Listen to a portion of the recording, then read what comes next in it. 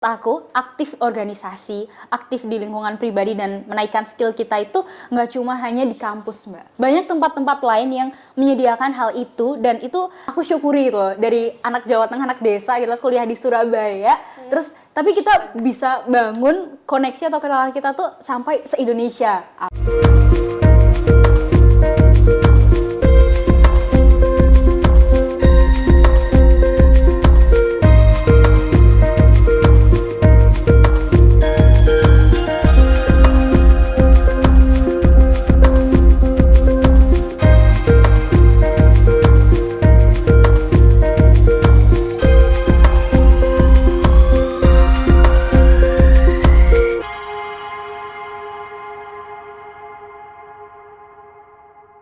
Halo Sobat Berita Jatim, salam sehat dalam sukses untuk kita semua. Dengan saya, Resta Ayu, akan menemani Anda dalam beberapa menit ke depan dalam podcast spesial Muda Berbicara.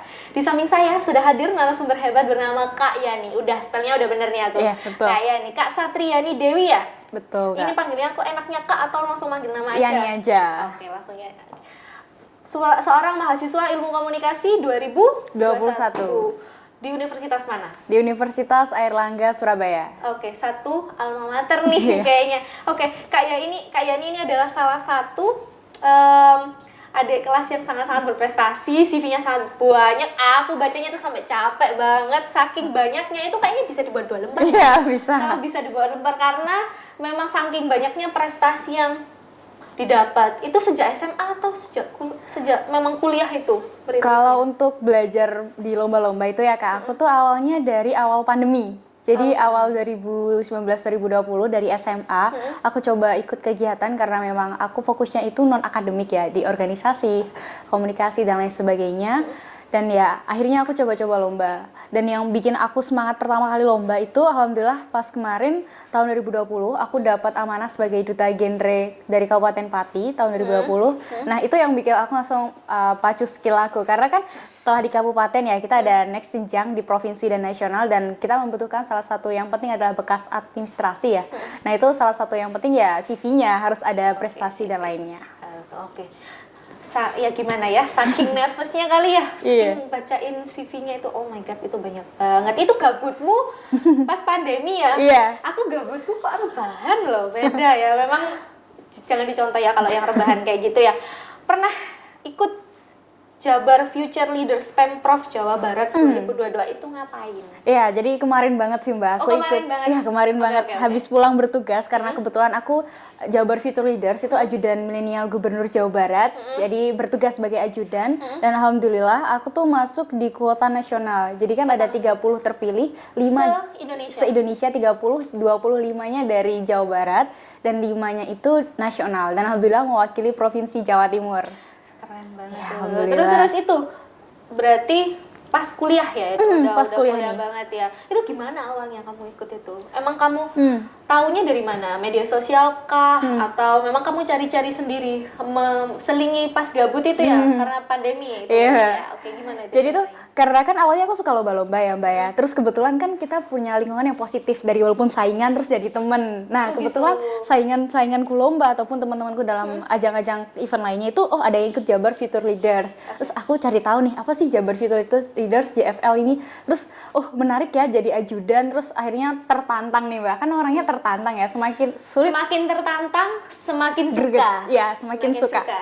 Semakin greget. Jadi akhirnya ya dengan apa ya Mbak ya, dengan ya aku walaupun maba dan saingannya tuh banyak, ada yang S3, ada yang S2, tapi ya udah percaya diri aja, gas aja dari 4.000 pendaftar Mbak. Dan itu daftarnya online ya? Online. Oke. Dan tesnya cukup banyak. Pertama tuh ada tes video nanti aku publikasi video di Instagram aku tentang isinya tentang apa itu? tentang motivasi aku, terus mimpi aku khususnya untuk Indonesia dan Jawa Barat. Karena Jabar Future Leaders kan jadi ajudannya Bapak Ridwan Kamil ya. Setelah itu ada juga CV-nya, ada esai juga. Dan yang menarik ya Mbak ya, di seleksi ini tuh di babak 2-nya setelah ada wawancara, ada fisik Mbak. Ada Tes fisik. mental kah? Iya. Atau tes fisik push up? Iya, push up, sit up, lari. Kalau aku udah skip itu Iya. kayaknya kalau soal kayak gitu. Iya. Terus abis itu juga ada wawancara dan wawancaranya tuh unik-unik Mbak. Oke. Salah satu pertanyaan yang aku highlight pas wawancara, masih ingat sampai sekarang ya. Aku pernah ditanya, Mbak, kalau kita mikir nih sebagai ajudan kan pasti orang yang nurut ya. Oke, harus strict apa katanya pimpinan gitu ya, Betul. setahu saya. Terus. Nah, tapi kalau aku tuh ditanya, pernah nggak sih kamu ngelanggar aturan gitu? Oke, kamu ngelanggar aja langsung. Iya, aku jawab. Aku pernah dulu itu karena mungkin pengalamanku di SMA ada aturan kayak senioritas gitu. Terus aku nggak terima, bukan nggak terima sih, lebih ke kompromi sama aturan itu. Terus ya akhirnya diterima sih sama dari interviewernya.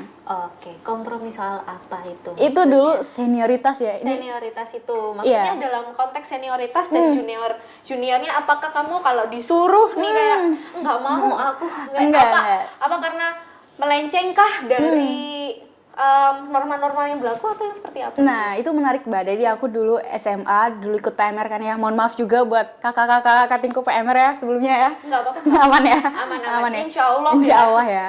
Nah, itu dulu tuh ada nih aturan namanya kayak atribut. Nah, atribut dari SMA aku, kebetulan aku jadi Forkpis, itu adalah perwakilan PMI Kabupaten untuk PMR sekolah ya, Mbak ya. Oke. Nah, itu aturan atributku tuh nggak sesuai gitu kan. Misal sesuai, dari PMR ini kan kita orang lapangan ya. Kita tuh ada jas. Nah, jas badal ketua kayak PMI aja Pak Yusuf Kala itu kan nggak ada jas ya, Mbak ya. Oke, semacam blazer maksudnya. Iya, Oke. iya. Terus aku lebih merekomendasikan sesuai dengan aturan PMI ada yang namanya rompi. Nah, itu tuh dari kakak tingkatku tuh bilang, "Wah, kamu melanggar adat nih, adat istiadat kita tuh udah pakai jas gitu." Ya itu aku ceritain pas di wawancara interview kemarin. Oke gitu. Tapi seniormu menerima ya hal itu atau kamu malah dihukum? Wah, itu sangat menarik ya, Mbak, kalau itu. Aku dulu tuh alhamdulillah terpilih jadi ketua organisasi di PMR. Tapi karena mungkin salah satunya konflik itu ya, aku langsung pas pelantikan itu bukan aku yang jadi ketua, yang dilantik. Ya kaget sih, Mbak, tapi kayak ya udahlah ya gitu. Oke. Tapi kamu menerima ya? Ya, menerima. Oke, kegiatannya saat jadi ajudan milenial gubernur itu apa? Kegiatannya sehari-hari. Itu sudah mulai kuliah? Sudah Sudah kuliah. mulai gimana tuh? Kamu bagi tuh istilahnya bagi manajemen Waktunya ya. waktunya. Nah, alhamdulillahnya juga ya, Mbak, dulu tuh pas awal-awal kuliah kan kita ada PKKMB ya kita ya. Itu kan ospek ada yang matkul yang online. Nah, Oke. pas banget jadwal aku. Masuknya itu masih offline online ya, hybrid Iya, ya? hybrid dulu. Jadi pas aku online itu, aku bisa manfaatin. Jadi walaupun aku ya join Zoom itu ya ala kadarnya ya, Mbak, ya, di mobil patwal, ataupun aku lagi kegiatan di luar, aku sempatin buat join dulu. Karena ya kegiatannya Pak Ridwan Kamil itu padat banget, Mbak. Sehari tuh aku bisa sampai 7 sampai 8 agenda ya. Agenda. Misal kita pulang dari jam 12 gitu kan, 12 atau jam 1 pulang ya. Malam, terus ada lagi tuh kita udah siap ready jam 4, jam 5 gitu. Oke, tidurmu cuma Beberapa jam beberapa aja. jam. Itu dekat lokasi kamu, istilahnya rumah kamu dan tempat kamu saat itu kerja. Jadi ajudan. Kebetulan sendiri dari ajudan gubernur ini yang milenial kita ditidurkannya di itu, Mbak, Gedung Pakuan. Jadi satu berarti komplek dengan Pak Gubernur. difasilitasi ya Betul. saat itu. Oke. Kegiatan selain itu apa lagi, Mbak? Atau memang kayak gitu aja? Oh, kegiatannya banyak sih, Mbak ya. Banyak kegiatan yang menurut aku pressure banget, tantangan banget karena aku bawa banyak tas ya. Tasnya ajudannya, tasnya Pak Ridwan Kamilnya, tas aku sendiri harus ready karena aku kebetulan itu ada di HUT Kemerdekaan Republik Indonesia. Terus aku ada juga di HUT Jabar dan itu situasinya tuh banyak warga Jabar yang bergerumul, apalagi melihat seorang pemimpin ya, Pak Gubernurnya datang, wah, saya tuh udah latihan sikut-sikutan, Mbak, setiap hari di situ. Latihan sikut-sikutan gimana? Iya, jadi permisi Bu, permisi gitu. Karena banyak banget yang pengen foto. Tapi orang-orang ketika kamu permisi itu, orang-orang akan mendengarkan kamu kah? Karena apakah orang-orang tahu kalau kamu itu seorang ajudannya Pak Ridwan? Kalau untuk orang-orang awam biasa ya, itu ya kayak awas Mbak ya, masih biasa kayak nggak tahu ini siapa. Tapi kayak pernah gitu, Mbak. Saya ada di Kabupaten Bekasi ya, pas itu situasi. Terus Bapak juga lagi sapa warga di beberapa titik desa, khususnya di UMKM desanya. Nah, itu ada dari protokol kabupatennya ya. Ya itu sampai kayak saya yang di pinggir-pinggirin tuh. Padahal saya kan harus mengawal Bapak ya. Ya kayak permisi Pak, ini JFL, ajudan milenial, itu sudah tahu. Jadi mungkin ya banyak sih yang sudah cukup tahu JFL itu apa. Jadi udah dipersilah, oke maju aja Mbak, maju gitu. Oke, ini mungkin akan aku garis bawahi dulu. Tugas dari ajudan milenial itu gimana? Nah, tugasnya kita... Bedanya ajudannya sama Pak Ridwan Kamil sendiri itu gimana? Nah, karena tujuan program kita kan belajar kepemimpinan dari seorang pemimpin ya, Mbak ya. Oke. Belajar kepemimpinan.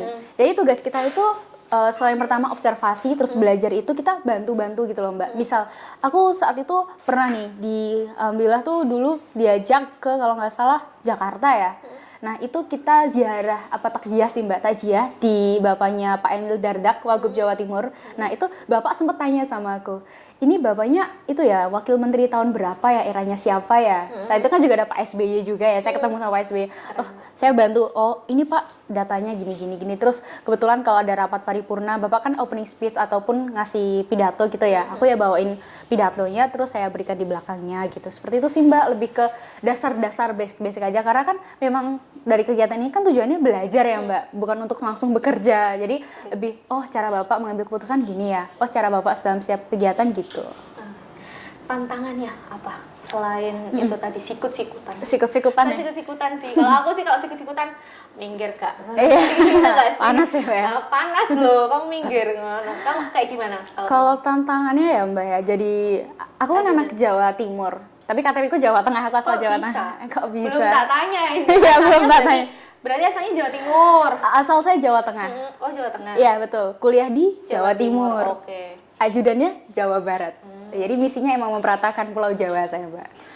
Kurang apanya ya? Kurang Jakarta belum? Iya, kurang Jakarta. Jakarta tuh Pulau Jawa atau bukan sih? Pulau masih Mbak, Pulau Jawa. Pulau Jawa kan. Apa tantangannya selain itu? Tantangannya pertama kita itu sih Mbak, berpacu sama waktu banget. Karena beda semenit, beda 2 menit itu kita ketinggalan rombongan udah selesai. Karena banyak juga ya Mbak ajudan sebelum-sebelumnya juga teman-temanku yang kesusahan dan ditinggal rombongan. Ditinggal rombongan. Nah itu tantangan banget ya. Terus harus paham baca situasi. Misal bapak nggak pernah bilang yang minta tisu. Itu sangat buang-buang waktu bagi bapak. Jadi kayak nggak pernah tuh seorang Bapak Ridwan Kamil kayak ambilin kacamata dong gitu. Oh, nggak pernah bilang kayak gitu ya? Berarti... Kita lihat gerak-geriknya. Oh gitu. Love language. Yeah. Love language. Apa sih kalau ngomong kegiatan? Apa ini? Physical komunikasinya secara verbalnya gitu ya Mbak ya. Jadi dia garuk-garuk. Teori komunikasi. Iya. Kan? Di notis dosen kita nanti. Kamu udah dapat teori itu kan? Alhamdulillah dapat semester ini. Lupa. Oke, enggak lanjut nanti aku kelihatan bodohnya nih. Iya, kayak gitu. Terus jadi setelah kayak kita baca situasi, terus koordinasi sih Mbak. Kita koordinasi sama protokol, sama patwal, sama humas. Dan menurut aku itu adalah pengalaman yang baru dan nggak aku dapetin di tempat lain bisa aja kan. Karena kan ya seorang mahasiswa ya Mbak, seorang mahasiswa yang antah berantah. Semester 3, mohon maaf. Nggak gitu, jangan mohon maaf. Kayak tua banget aku di sini ya. Terus tiba-tiba disuruh kerja bareng gubernur gitu kan. Nah itu asik sih, tapi dan belajarnya aku jujur juga kena banyak teguran, banyak nasihat gitu. Jadi tapi aku belajarnya kayak gini ya Mbak ya. Dalam kerja tuh kayak kita nggak salah-salahan juga. Terus kayak oke, disuruh ini. Terus kadang kita juga nggak boleh terlalu inisiatif. Oke, contohnya? Misal nih, Bapak tuh nggak manggil ajudan aslinya atau Bapak nggak perlu apa-apa. Tiba-tiba kita nanyain Bapak perlu apa? Itu juga aku rasa enggak deh. Dan emang diajarin sebelum kita bertugas ya Mbak. Emang ada bootcamp, ada diklatnya. Jadi kita diajarin nih aturannya seperti ini, cara Bapak bekerja seperti ini. Jadi bener-bener harus siap pas di lokasi, gak ada briefing Mbak.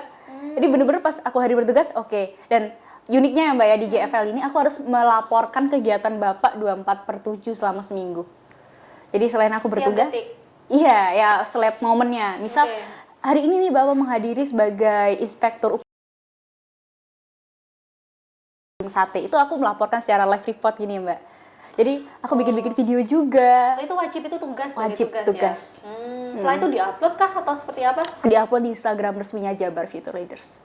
Oke. Itu kamu sendiri atau memang ada teman-teman yang terpilih saat itu atau kamu memang hanya kamu aja? Ya, kalau lihat situasinya padat banget ya Mbak ya. Nah itu kebetulan di tahunku, karena tahun-tahun kemarin tuh 2 orang ya bertugas.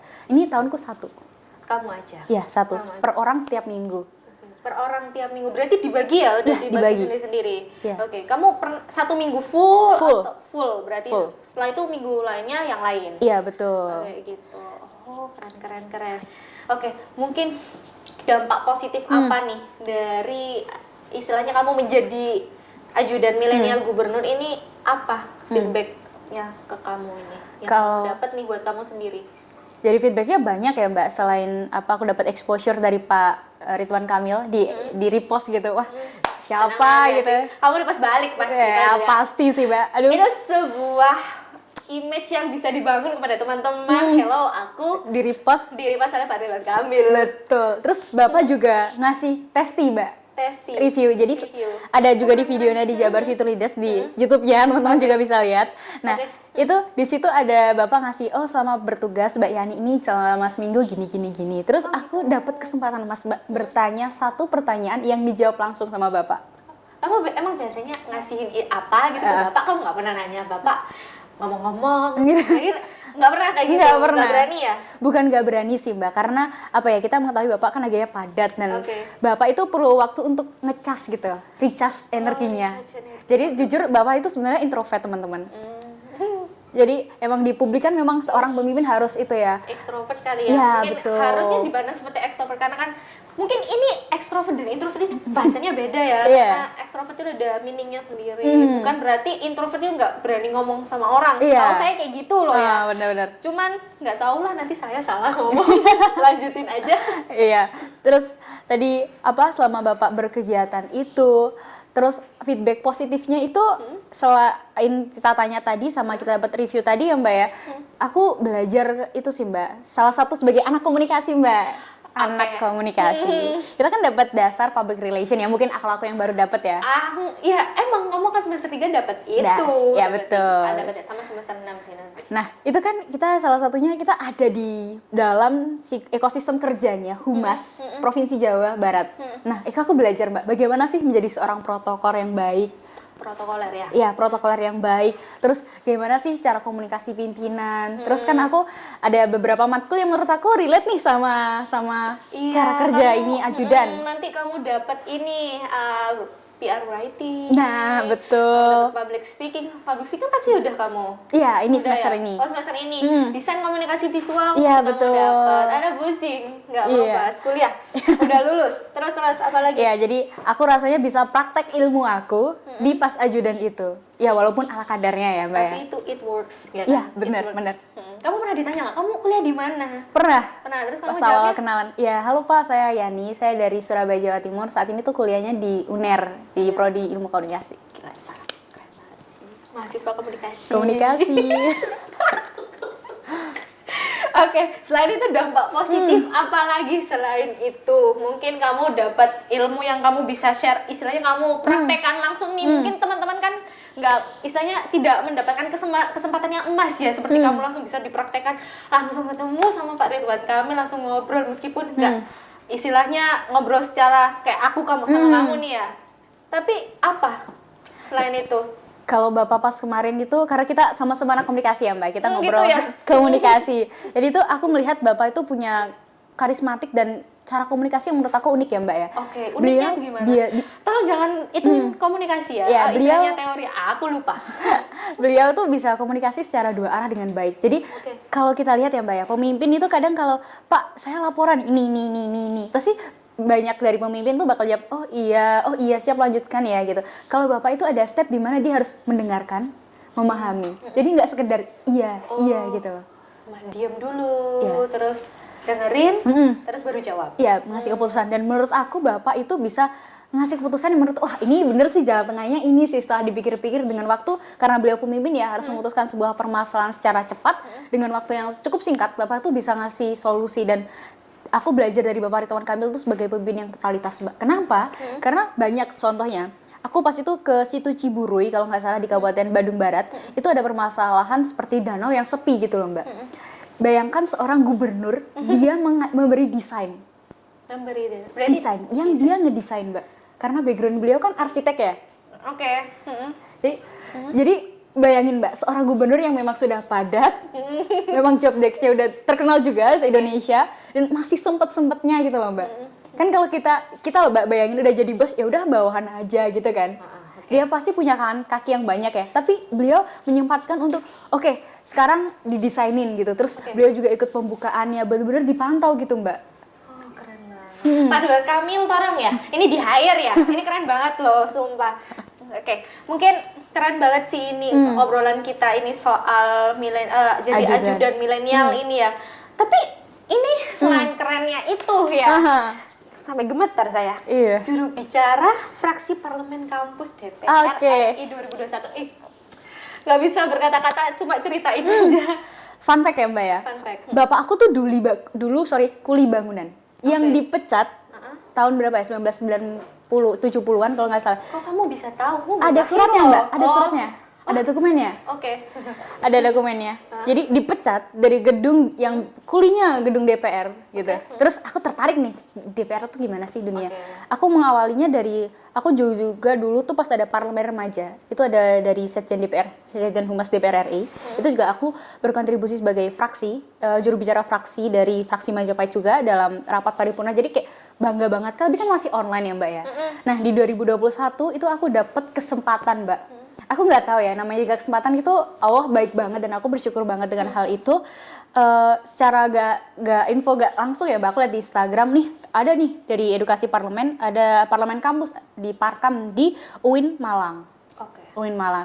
Tapi kan kebetulan ya Mbak, sebagai maba semester 1 saat itu, saya kan belum ada koneksi sebagai HIMA, sebagai BEM, sebagai UKM dan lain sebagainya yang memang cakupannya tuh kayak teman-teman yang ada di Parkam itu memang perwakilan BEM gitu loh Mbak. Perwakilan DLM. Perwakilan kampus BEM gitu ya maksudnya. Oke. Dan slot di Universitas Airlangga ini nggak ada yang ngisi. Jadi kosong gitu. Yaudah, karena kebetulan kan aku juga kemarin ikut Parja kan kebetulan kenal Mbak sama Sekjen Humas DPR RI-nya. Oke. Nah, langsung Channelmu kuat, say. iya, alhamdulillah ya Mbak ya. Terus yaudah aku coba, Kak ini boleh daftar nggak? Daftar aja gitu kan. Kamu tanya ke siapa itu? Tanya ke Humas Sekjennya sama Langsung. panitianya.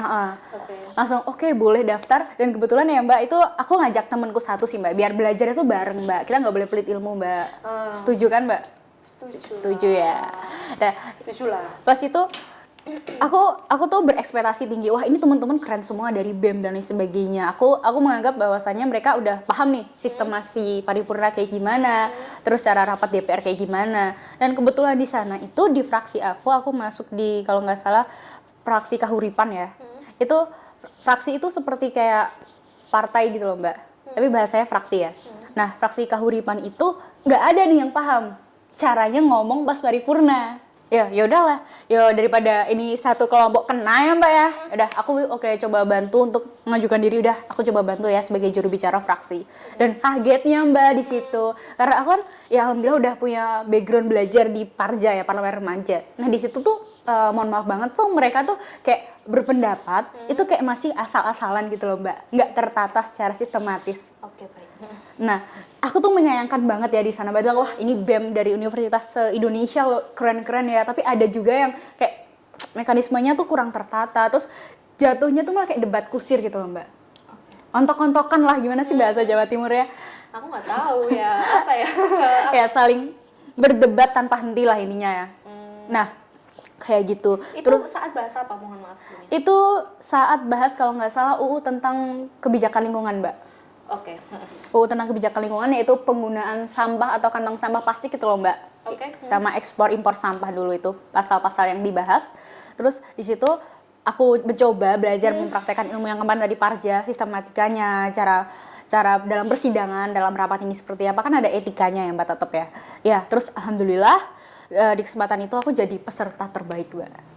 Alhamdulillah banget bisa salaman sama bosnya Kuli, bapakku. Ngukuli. Iya, ya bapakku Kuli ini anaknya bisa salaman lah ya Kamu nggak sama kenalin bosnya. diri bapak dulu? Bapak saya pernah dulu di sini loh kerja gitu. Kamu nggak cerita gitu? Cerita dulu. Terus responnya? Oh iya ta gitu. Oh iya keren ya bapak kamu. Kapan-kapan ayo main ke Senayan, diajak main Mbak ke Senayan. Terus main beneran? Belum sih Mbak, karena jauh juga kan, ongkos berat juga. Jadi mungkin next time kalau ada kesempatan boleh lah ya kita ke Senayan gitu. Soalnya kemarin-kemarin aku juga pernah Mbak visit di DPRD Pati juga, Provinsi Jawa Tengah, Jawa Barat kemarin pas teman kami, Jawa Timur ini belum diratakan, harus diratakan. Oke, harus rata sih. Harus Kalau menurut rata. aku kamu sampai Sabang sampai Merauke pun nggak masalah. Kalau bisa ajak-ajak aku lah, jalan-jalan aku juga mau loh. Sumpah saya di kantor. Jalan-jalan ya Mbak ya. Oke, mau aku. Mungkin itu apa ya istilahnya kamu ini saat menjalani kegiatan kayak gitu tuh kamu menikmati banget ya? Menikmati Mbak, karena aku tipikal orang yang aktif di organisasi secara eksternal. Eksternal. Berarti bukan di internal kampus itu. Jadi aku juga lebih passion gitu di luar kampus karena pertama, karena aku kan terikat beasiswa yang Mbak ya, yang harus kegiatannya cukup rutin. Jadi aku takut sekali, bukan takut sih, takutnya nggak imbang buat nanti bagi waktunya. Terus di kegiatan luar ini, eksternal ini kan cuma beberapa hari ya Mbak ya. Nah itu tapi kan udah ngasih exposure yang hampir sama lah ya buat di kegiatan-kegiatan kita internal. Dan aku belajar di situ juga, nambah koneksinya cukup banyak banget Mbak. Loncatnya banyak banget. Oke, ini yang harus belajar dari kamu. Kamu nambah koneksi tuh gimana sampai tahu koneksi humas nih DPR RI, siapa tahu tuh saya juga ikut bisa masuk. Iya. Jadi banyak sih Mbak caranya nambah koneksi itu. Terus kayak kita lomba terus kenal sama saingan itu jangan cuma kayak oh ya kamu saingan cukup tahu gitu kan, tapi kayak kita oh ya kamu dari mana nih gitu ya, mengalir. Bahkan nih ya Mbak ya, aku sering ketemu beberapa orang di event yang sama. Jadi kayak oh ini anak lomba nih gitu lah. Jadi saling beriringan lah Mbak, walaupun emang kita di situ posisi ada yang kita jadi saingan nih, wah kita merebutkan posisi juara 1, tapi di satu sisi oh kita tim nih gitu. Jadi pas bangun koneksi itu jadi makin tahu nih, oh ya anak ini tuh dari universitas ini, backgroundnya ini. Bahkan juga kemarin aku juga sempat magang di IPRA Humas Mbak, Ikatan Pranata Humas Indonesia juga. Oh mantap. Nah, wow, saking banyaknya nih. Iya. Oke, lanjut. Nah, kemarin magang juga itu juga dapat koneksi humas banyak juga, Mbak. Karena emang belajar ilmu yang kita punya kan, Mbak. Oke, betul. Nah, itu juga tahu nih kenalan humas dari sini, Kanwil ini. Bahkan juga sempat kemarin ngebantu Kanwil Bali, Humas Kanwil Bali untuk menghubungi Parituan Kanwil juga. Jadi memang ya mumpung ada koneksi, ada kesempatan dan pengalaman ya why not gitu Mbak, kita bantu dan ya saling belajar aja sih Mbak tujuannya. Oke. Ini kalau ngomongin soal CV-mu, aku udah pernah ini, pasti sehari nggak cukup loh. Sumpah ini banyak banget, saking banyaknya ya, Yani ya. Mungkin kamu ada pesan nih, berapa kalimat lah, 1-2 kalimat untuk teman-teman, teman-teman ini istilahnya semangat untuk berkarir meskipun masih kuliah. Masih kuliah Jangan sampai takut apa karena kan mungkin privilege-nya adalah oh aku masih kuliah, aku harus serius kuliah dulu, setelah itu baru cari kerja. Coba gimana? Kalau aku ya Mbak ya, sebagai mahasiswa, apalagi kita tuh mahasiswa yang awalnya hybrid itu kan bisa multitasking banyak ya. Dan menurut aku, aktif organisasi, aktif di lingkungan pribadi dan menaikkan skill kita itu nggak cuma hanya di kampus Mbak. Okay. Aku bilang gak hanya cuma di kampus, banyak tempat-tempat lain yang menyediakan hal itu dan itu teman-teman welcome banget gitu loh, kegiatan-kegiatan itu. Bahkan teman-teman selain dapat benefit relasi, koneksi, pengalaman, teman-teman bisa liburan gratis kayak aku tadi, terus dapat channel juga yang luar biasa.